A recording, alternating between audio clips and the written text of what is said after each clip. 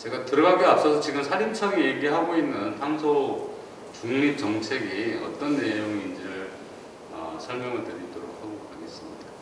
사실 괴산에 살고 계시면 우리가 기후 위기나 이런 것들을 이렇게 몸소 느끼기는 쉽지 않으시잖아요, 그죠? 근데 최근 들어서는 굉장히 저도 제가 그 유기농업을 실천하고 있지는 않고요. 저희 집사람이 농부고 저는 주로 주말에 일하는 주말 머슴으로 일을 하고 있는데 매년 뭐 저희가 작은 농사를 지어보지만 이게 농사가 점점 매년같이 쉽지 않은 것 같아요. 그러니까 오미자 농사를 저희가 짓는데 어느 해에는 봄에 너무 추워가지고 아예 열매도 달리지 못하는 해도 있었고요. 그 다음에 벼농사도 같이 짓는데 어느 해에는 몇 년 전이죠. 거의 한 달 내내 비가 와가지고 알곡이 익지 않은 그런 상황까지 또 오게 되고, 그 밖에도 저희 주변에 있는 수많은 하우스 농사를 짓는 분들 또는 고추 농사를 짓는 분들도 이게 정말 기후가 왔다 갔다 하고 들쑥날쑥하기 때문에 과거처럼 뭘 예측하고 농사 짓기 굉장히 어려운 시절이 와 있는 것 같습니다. 그래서 과거에는 기후 변화, 기후 위기 이러면은 그게 정말 먼 나라 얘기처럼 들렸지만 이제는 우리 농부들에게도 이 지역에게도 얼마든지 우리 기후 위기가 가까이 와 있다라는 느낌을 받을 수 있는 것 같습니다. 이제는 위기를 넘어서 아예 그 여러 군데에서 재앙의 징조들도 보이고, 지금 우리가 서둘러서 이거를 좀 해결해 놓지 않으면 정말 우리 후손들한테는 어떤 대한민국을, 어떤 지구를 물려줘야 될지 모를 것 같습니다. 잘 아시는 것처럼 아까 이제 그 부군수님께서도 말씀하셨듯이 저희가 2030년까지 탄소 중립을 위해서 어떻게 노력하겠다라는 목표를 제시를 했죠. 그래서 2017년 배출량 대비해서 24.4%를 감축하는 목표를 하고 있습니다.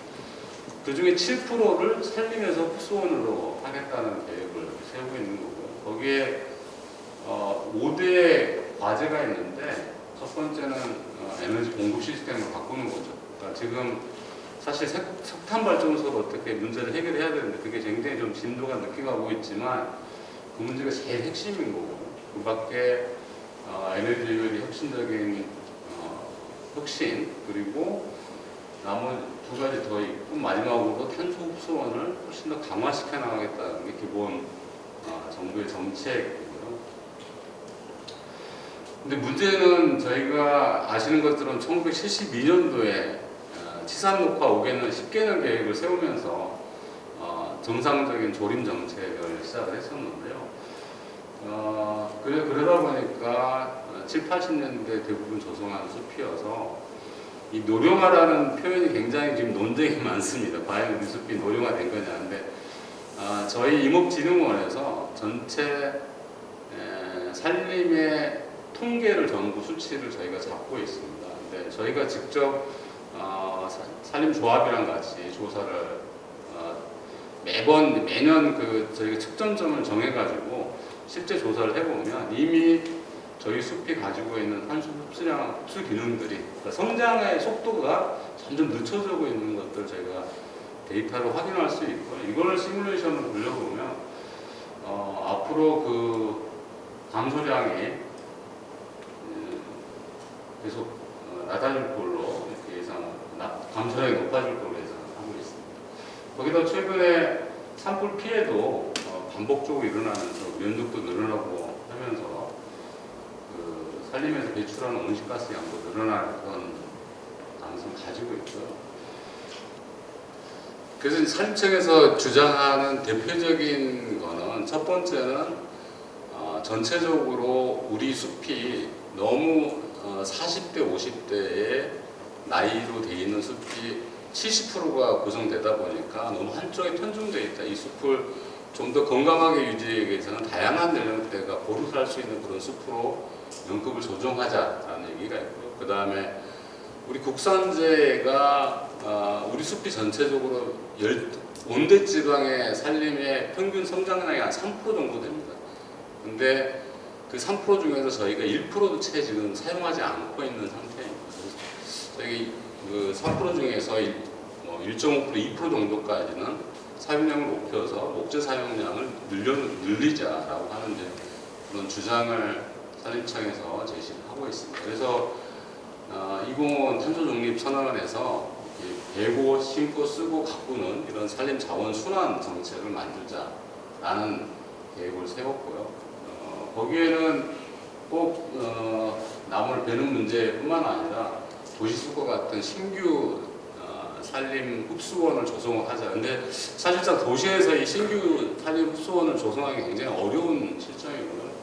핵심은 이게 산림 전체를 어떻게 잘 관리해낼 거냐가 가장 중요한 거고요.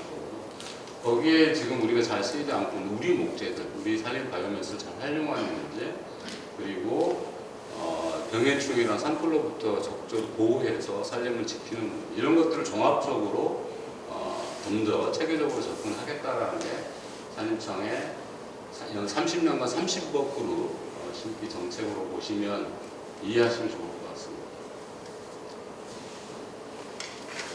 이건 이미 이제 여러 경로를 통해서 많은 분들이 이해를 하고 계실 텐데요.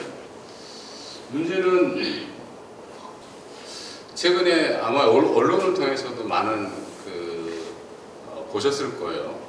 가장 먼저 오마이뉴스, 그 다음에 한겨레 신문, 최근에 조선일보 거기에 나서서 이런 기사들을 내고 있죠.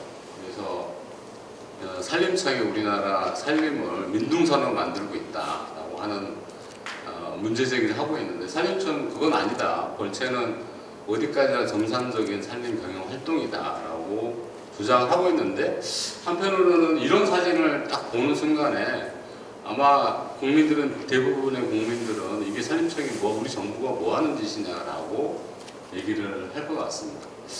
또 한편으로는 이제 노령림이 40년, 50년 된 노령림이 탄소 흡수에 불리하다라고 주장을 산림청에서 하고 있는데, 어떤 학자들은 오히려 오래된 나무들이 훨씬 더 많이 흡수할 수도 있고, 또 오래된 나무가 가지고 있는 여러 가지 다양한 생태적인 기능들이 있기 때문에 그렇게 함부로 오래된 나무를 저평가해서는 안 된다라는 문제제기가 있고요.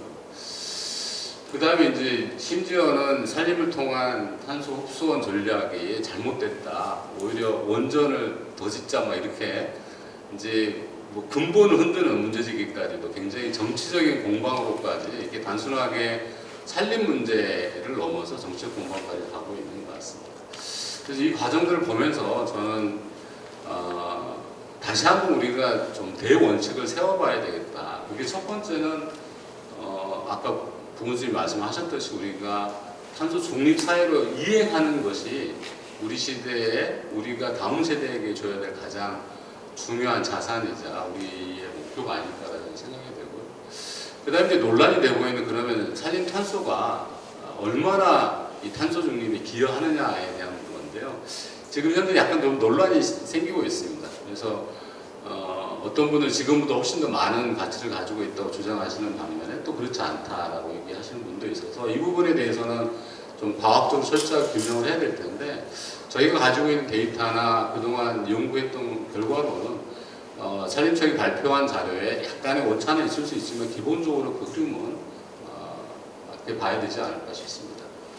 그 다음에 이제 이게 그렇다고 해가지고 예를 들어서 서울에 있는 산림하고 이 괴산에 있는 산림을 똑같이 접근해서는 안 되는 거잖아요. 우리 괴산군에 있는 산림을 또 그냥 단순하게 목재 생산만 볼 수도 있는 것도 아닌 거고, 그래서 중요한 것은 그 지역 특성에 맞게끔 그 지역의 어떤 산림 경영 전략을 짜고 지역의 이목과 산림 관리 전략을 세우는 게 중요한 문제가 아닐까 싶습니다.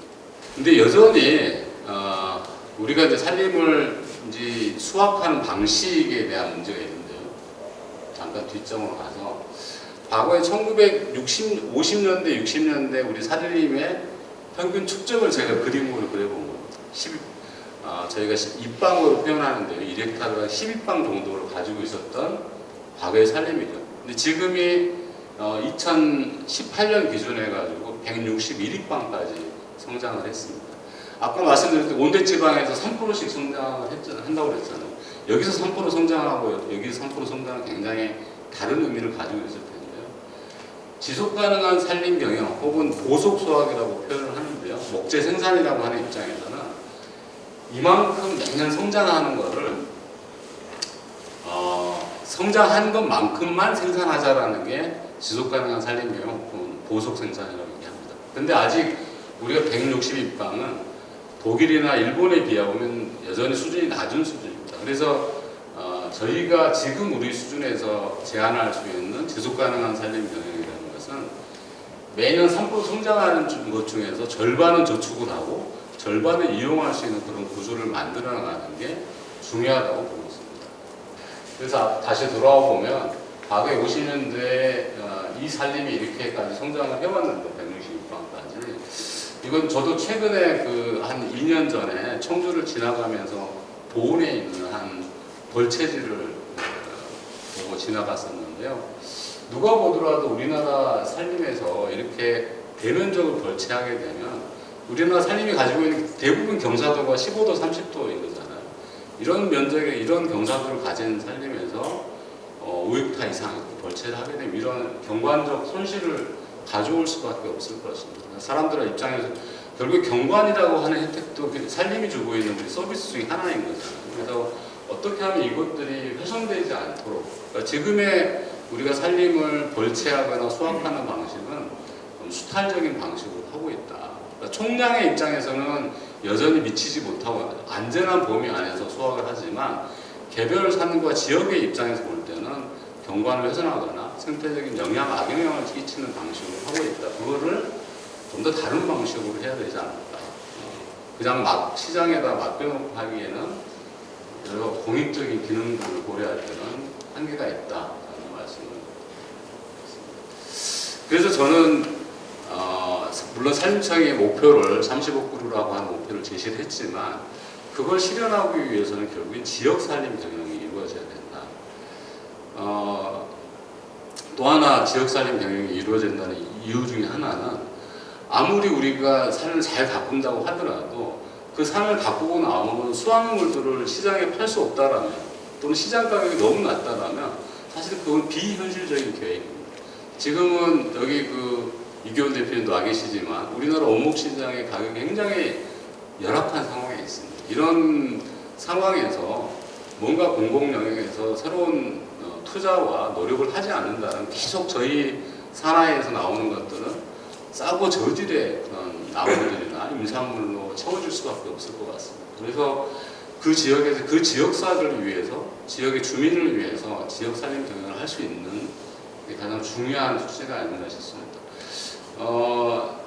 보통 우리가 이제 최근에 어떤 산림 경영의 철학은 전체 생태계 서비스를 최적화시키는 것을 얘기하고 있습니다. 단순하게 목재 생산을 잘한다거나 산양삼을 잘 키워내는 것뿐만 아니라 숲이 가지고 있는 여러 가지 지원 서비스나 문화 서비스, 공급 서비스, 조절 서비스를 이게 함께 유지될 수 있도록 해줘야지만 이게 원목 산주가 우리 산을 이제 적당히 키웠으니까 내가 벌채를 하겠다고 그랬을 때 목상이 그거를 받아서 벌채를 하는데 앞동네에 사는 사람이 왜 우리 뒷산을 베느냐 이렇게 이제 문제 제기를 했을 때는 그 사람이 가지고 있는 그런 조절 서비스나 문화 서비스들이 잃게 되는 거죠. 그러니까 산림이 가지고 있는 공익적 기능이 있기 때문에 그런 어려운 문제들을 사실 복합적으로 같이 해결해야지만 이 지속 가능한 산림 경영이 가능해지고 여러 사람들이 함께 혜택을 볼 수 있는 구조이지 않을까 싶습니다. 거기다 특히나 괴산은 앞서도 말씀드렸지만 전국에서도 가장 대표적인 산림 관광이 이루어지는 곳이고 정말 저희도 그랬지만 대학 다닐 때 우리 화양계곡, 쌍북교육에 MT를 안 온 사람이 없을 정도로 이렇게 유명한 곳이기도 합니다. 그리고 특히나 우리가 유기농업을 하고 있다는 게 우리 지역의 가장 큰 장점. 저는 이 두 가지 장점들을 어떻게 우리 산림 경영에 결합해낼 거냐가 굉장히 중요한 숙제일 것 같습니다. 그 다음에 이게 누가 산림청의 지시 또는 어떤 사람의 독단적인 판단에서가 아니라 우리 지역사회가 분권과 자치의 개념에 입각해서 우리 지역 스스로가 지역의 산림을 경영할 수 있는 그런 구조를 만들어 나가야지만이 이 지역살림 기능이 체계화될 수 있을 것 같습니다. 그래서 이제 괴산군에 이런 제안들을 해봅니다. 앞서 그 군수님 말씀하신 거 생각을 해보면 우리가 유기농업을 통해서 농업에서 토양을 농업 토양에서 CO2를 흡수하는 양까지 생각해보면 아마 산림이 전체 괴산군에서 배출하고 있는 배출량이 괴산군 2018년 기준에 55만 톤 정도 되는데요. 산림이 흡수하는 양이 한 39만 40만 톤 가까이 됩니다. 거기에 농업 토양까지 가면 훨씬 더 높아질 거고요. 그래서 총 72%를 사실은 괴산군의 산림이 상쇄를 하고 있습니다.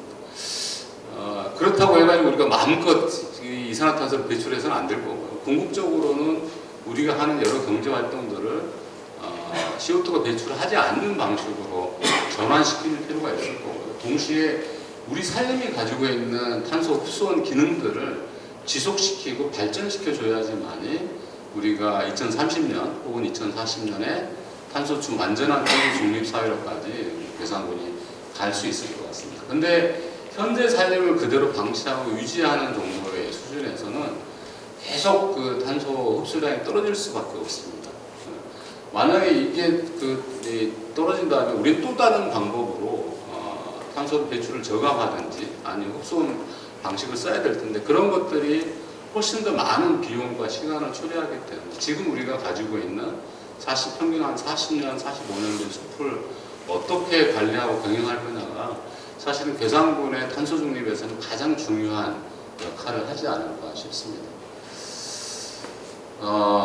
그러기에는 근데 아까 말씀드렸듯이 단순하게 탄소만 보고 얘기를 해서는 결국에 저항에 부딪힐 수 없고 다른 여타 기능들을 저하시킬 수 있는 우려가 있습니다. 그래서 우리 괴산군의 전체 산림 비전을 가지고 어떻게 풀어갈지를 생각하고 움직여야 될 것 같습니다. 저는 이렇게 제가 작년에 괴산군 산림 종합계획을 짜면서 이렇게 한번 미래 비전을 한번 생각을 해봤습니다.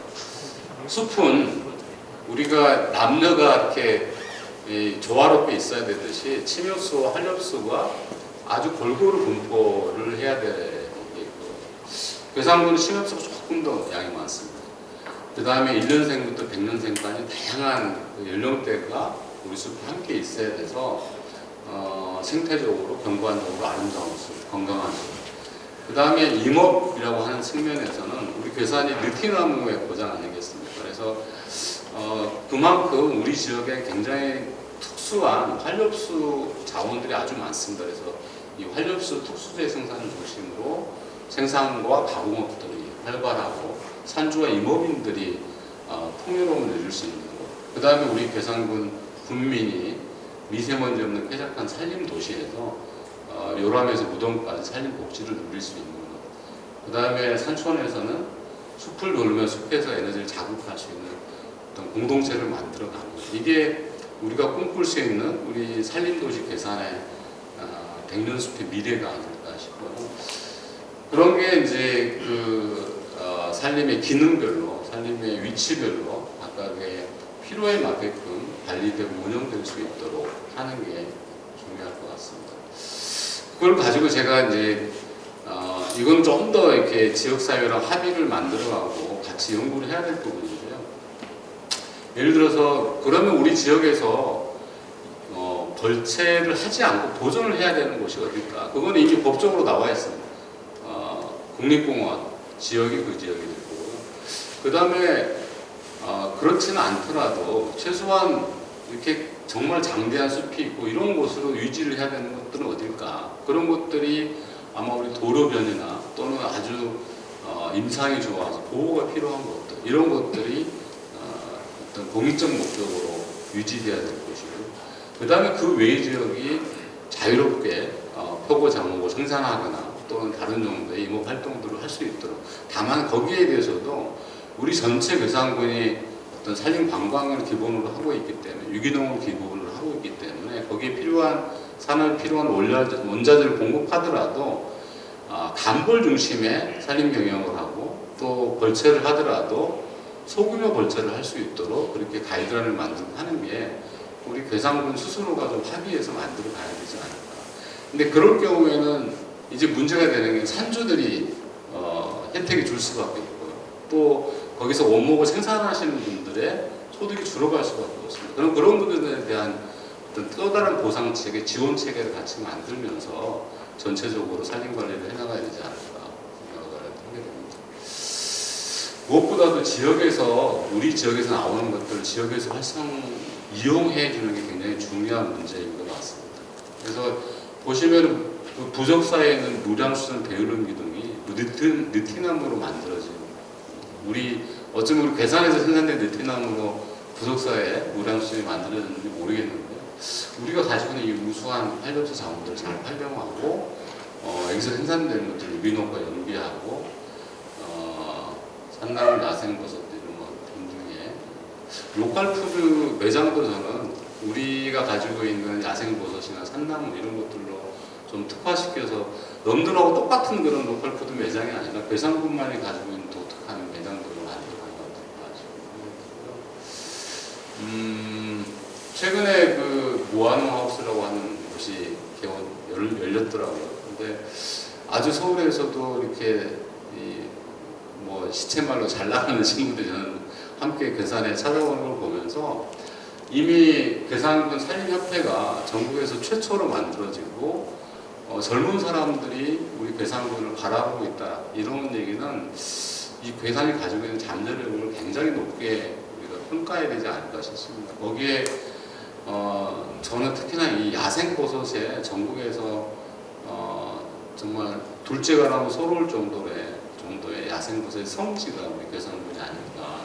느티나무 고향이고 또 우리가 잘 모르고 있었던 게 속리산 국립공원의 사실 절반이 괴산에 속해 있는데 우리는 늘 보은이 속리산이라고 알고 있잖아요. 근데 오히려 괴산이 속리산의 중심이라는 것들을 다시 한번 확인해 보면서 이 괴산군의 이목과 이모들을 키워나갈 수 있는 그런 노력을 해야 되지 않을까 싶습니다. 이건 이제 저희가 작년에 괴산군 산림 종합계획을 짜면서 어느 지역에 어떤 영역들을 분야에서 하면 좋을까를 정리를 해본 겁니다. 이 아래쪽에 속리산 국립공원을 중심으로는 산림 생태건강 경영권을 두고 그 다음에 우리 장현면에 지금 산림복지단지를 준비하고 있잖아요. 그 다음에 문강면에 호국정원이 들어오게 되고 이렇게 되면 이 지역을 산림복지를 중심으로 하는 경영권을 만들고 그 다음에 나머지 지역들이 활발한 농업지역이니까 이 지역이 임농복합 경영권으로 둬서 이렇게 좀 방향을 정해놓고 우리 산림 경영을 해나가면 좋겠다라고 생각하고 있습니다. 그래서 우리 괴산군의 어떤 산림 경영이라는 게 기본적으로 그 공익적 가치가 가장 높은 것 같습니다. 이게 제가 우리나라 전체 산림의 공익적 가치를 우리 괴산군 면적으로 나눠서 계산해보니까 1년에 1.2조 원 정도가 나오고 있고요. 이 목재는 연간 한 200억 정도 생산할 수 있는 잠재력을 가지고 있습니다. 아직 그 정도까지는 아니지만. 그 다음에 먹거리, 그 숲에서 나오는 먹거리는 어느 정도가 되는지 제가 통계를 적고 있는데, 그 밖에 뭐 석재나 이런 경제적 가치와 또 새롭게 등장하고 있는 탄소 중립에 기여할 수 있고 참여할 수 있는 부분. 이게 이 세 마리 토끼를 어떻게 우리 괴산에서 함께 잡아낼 것인가가 우리한테 달려있는 숙제이고 굉장히 어려운 과제입니다. 쉬운 과제는 아닌데요. 저는 이 문제를 이렇게 풀었으면 좋겠습니다. 결국에 산림 경영이라는 것은 우리 지역에 살고 있는 사람들을 위한 일이고 근데 다만 우리 지역에 살고 있는 사람들이 우리 지역 생태계나 지구 생태계가 건강해야지만 우리도 지속 가능하게 살 수 있기 때문에 그런 것들을 고려한 작전을 우리가 짜야 되지 않을까 생각하는데요. 국가는 기본적으로 이렇게 인도 같은 지역의 산림경영의 인프라를 만들어주는 역할을 해야 될 것 같고요. 그 다음에 지자체가 딱 한 개인한테 맡겨서 사실 산림경영을 해라는 것은 우선 소득을 만들어내기도 너무 힘든 거고 그 다음에 아까 계속 말씀드렸던 산림의 어떤 다면적 기능들을 탄소를 흡수하거나 여러 공익적 기능들을 함께 유지하면서 경영하기는 거의 불가능에 가깝습니다. 그래서 지자체가 지속가능한 지역 산림 경영 관리를 해야 되는 역할이 있고 그 다음 민간이 그 위에서 그 정부와 지자체가 만들어진 판에서 부가가치를 만들어낼 수 있도록 해줘야지만이. 근데 지금 산림경영을 난 민간단이 하더라도 거의 개인이 투자하고 움직여야 됩니다. 그렇게 해서는 사실은 살림에서 경쟁력을 가지기 어려운 거죠. 그래서 저는 이 지자체의 역할이 굉장히 경영주체를 형성하는 것부터 시장을 만들어내는 것까지 그 중에 상당 부분 우리 산림조합에서 담당을 하셔야 되겠지만, 근데 문제는 우리의 행정구조가 이런 거 지역의 자원을 체계적으로 경영할 수 있는 조건을 안 만들어져 있습니다. 그리고 아무래도 공무원들이 기업가 정신을 가지고 일하는 게 굉장히 어려운 조건이잖아요, 한국 사회에서. 그래서 저는 오히려 우리가 괴산군도 출자를 하고 지역사회도 출자를 하고 우리 산림협회가 함께 참여해서 좀 우리 전체 괴산군 산림을 경영해낼 수 있는 지역 산림 경영 회사 같은 새로운 사회적 경제 형태를 만들어내고 전국 최초로 그런 모델들을 만들어 보기를 한번 제안드리고요. 그거를 저희가 우리 임업진흥원에서 적극적으로 한번 도와드리고 함께하면 어떨까 생각을 하는 것들이 이런 지역의 체계적인 산림 경영을 위해서 접근하는 시군들을 위해서 산림 펀드를 만들어 보려고 구상 중에 있습니다. 이런 일을 하는데 한국임업진흥원의 역할에 대해서 소개를 드리고 저희가 어떻게 도울 수 있을지 한번 생각을 해봤습니다. 보시는 것처럼 저희가 K-포레스트 푸드를 아까 말씀드린 인증을 하고 있고요. 그 다음에 이제 K-우드 그러니까 지역제 인증을 하고 있습니다. 그리고 올해부터는 저희가 석재까지 K-스톤까지도 하고 있는데 잠깐만 이렇게 둘러보시면 이렇게 양은 많지는 않습니다만 우리가 가지고 있는 엄청난 잠재력이 있는 것 같아요. 지금 그럼에도 불구하고 우리 인간은 농가나 의과의 소득에 비해서 굉장히 많이 뒤떨어집니다. 근데 우리 임산물이 저는 농산물의 경쟁자라고 생각하지는 않습니다. 농산물은 이렇게 주 먹거리라면 임산물은 오히려 훨씬 더 부가가치가 높은 것들과 경쟁을 할 수 있는 그런 상품으로 만들어내는 것을 저희 진흥원에서 지금 준비하고 지원하고 있고요. 그래서 산림에서 산에서 생산되는 우리 먹거리들 지금 아마 전 세계에서 우리나라처럼 산나물을 많이 먹고 하는 분들은 없을 겁니다. 전 세계 어떻게 보면 비건이나 베지터리안 시장에 아주 중요한 키를 쥐고 있는 게 저는 한국의 먹거리 시스템이라고 생각이 되고요. 그런 것들을 훨씬 더 발전시켜 나가는데 저희가 지원을 하려고 합니다. 지금은 10개 품목만 오히려 먼저 저희가 선정해서 올해 K-포레스트 푸드를 만들고 해외 수출까지도 함께 촉진하려고 계획을 하고 있습니다. 네, 그 식탁 위의 작은 숲이라고 하는 캠페인 제목을 달아서 운영을 하고 있고요. 그 다음에 지역 목재를 위해서 K-우드라고 하는 인증서를 발행하는 계획을 가지고 있습니다. 자세한 얘기는 나중에 또 저희 분야별로 전문가들이 나와서 좀 더 설명을 들을 수 있는 기회를 가지면 좋을 것 같고, 결국에는 저는 그 뒤에는 이제 석재도 있는데요. 석재도 지금 보통 석재 그러면 우리 골재 막 판 이런 걸 생각하시잖아요. 근데 우리 생활에서 이렇게 들여다보면 훨씬 더 우리가 다양한 방식으로 석재를 문화적으로 이용을 해왔었습니다. 그래서 앞서 말씀드렸던 것처럼 K-포레스트 푸드, 우드, 스톤이라고 하는 이 세 가지 주제를 우리 숲에서 나오는 좀 더 부가가치 있는 상품으로 저희가 함께 만들어서 새롭게 좀 출발을 해보려고 하는데, 그게 K-포레스트 푸드 메이드 인 괴산 이렇게 문제를 좀 더 접근해보면 훨씬 더 지역에 도움이 되는 구조를 만들 수 있지 않을까 이런 생각을 하고 있고요. 자세한 내용들은 다음에 기회를 또 주시면 설명. 우리 본부가 6개 본부가 있는데 그 6개 본부에서 하고 있는 일들이 첫 번째는 소득 지원을 하고 있습니다. 교육과 소득 지원 본부가 있고, 두 번째는 목재 산업을 지원하는 본부가 있고, 세 번째는 정보 통계 서비스 본부가 있습니다. 특히 저희가 굉장히 자랑하고 있는 본부인데요. 모든 데이터들을 저희가 전부 디지털화하고 있기 때문에 지금은 여전히 지역에서 하는 산림 정보들이 수작업 위주로 하고 있는데 이런 것들 저희가 직접적으로 와서 도와드리면 그 원목을 생산하시는 분도 현지에서 이 데이터를 제시하면 전부 산림청에 있는 데이터로까지 옮겨갈 수 있도록 그런 체계와 일련의 과정들을 만들었는데 도움을 드릴 수 있을 것 같고, 그리고 지금 일자리 발전소 등의 또 사회적 경제를 지원하는 정책 일자리 본부가 있습니다. 그 다음에 병해충을 모니터링하는 본부가 있어서 우리 지역의 산림을 어떻게 보호할 건지를 지원해 줄 수 있는 이런 것들 저희가 괴산군에 맞춤형으로 지원할 수 있는 체계를 구축을 한다면 괴산군이 지금까지 노력해왔던 것들에 훨씬 더 빠른 속도로 여러분들이 생각하시는 그런 괴산군의 탄소 중립이나 임업 소득 증진과 같은 노력들을 할 수 있지 않을까 싶습니다. 괴산에 여러 가지 미래가 있겠죠. 근데 유기농업의 미래도 있을 거고 경제 발전의 미래도 있을 텐데 저는 괴산군의 미래는 숲에 있다고 생각하고 그래서 제가 10년 전에 이곳으로 이주를 했었고요. 무엇보다도 이거를 한번 보여드리고 싶습니다. 저희가 독일 그러면 다들 자동차 산업이 제일 먼저 떠오르잖아요. 사범군의 분데스리가도 떠오르지만 근데 독일의 사실은 1등 신랑감은 산림에서 일하는 분들입니다. 독일의 포레스터가 1등 신랑감이라고 불리울 정도인데요. 독일의 자동차 산업은 그 세계적인 기술을 가지고 있지만 일자리가 80만 개 정도 되는데요. 임업 분야 일자리가 110만 개 정도 됩니다.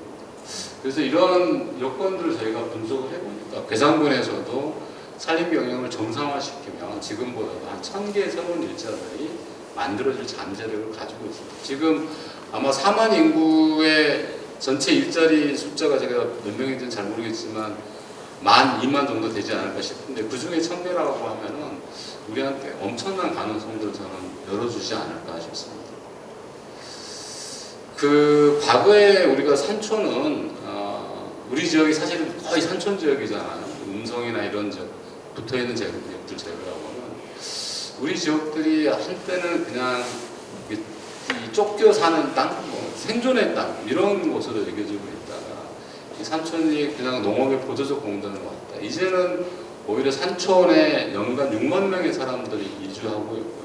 특히 우리 괴산군이 대표적인 귀산촌 1번지인데 이제 힐링의 땅이라고 저는 산촌이 불리지 않을까 싶습니다. 새로운 가능성이 있고 새로운 미래가 이곳 우리 산촌에 있는 것 같습니다. 그런데 비해서 산림 자원은 1950년대에 비해서 자그마치 20배가량 지금 성장해 있는 상태고 우리한테 풍부한 자원이 있고 조건을 가지고 있는 것 같습니다. 72년도에 처음 이렇게 조림을 해가지고요. 그 다음에 88년도에 무슨 일이 있는지 아십니까?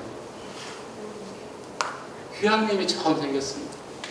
나무가 한 10m 자라고 굵어지니까 계곡에 물이 흐르고 새로운 가치를 발견하는 거예요. 그 다음에 2015년도에는 영주에 있는 국립치유원을 만들었습니다. 이제 나무가 한 20m 되고 이 직경도 한 20cm, 30cm 되니까 사람들이 그 나무한테 요즘 말로 리스펙트하는 거죠.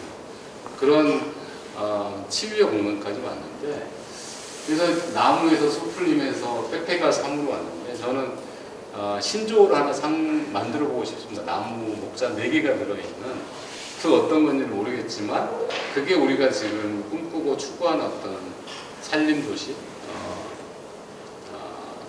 뭐라고 그럴까요? 괴산의 미래상 이런 것들을 2030년에는 우리만의 독특한 어떤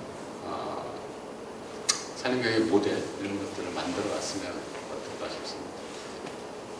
경청해 주셔서 고맙습니다. 감사합니다.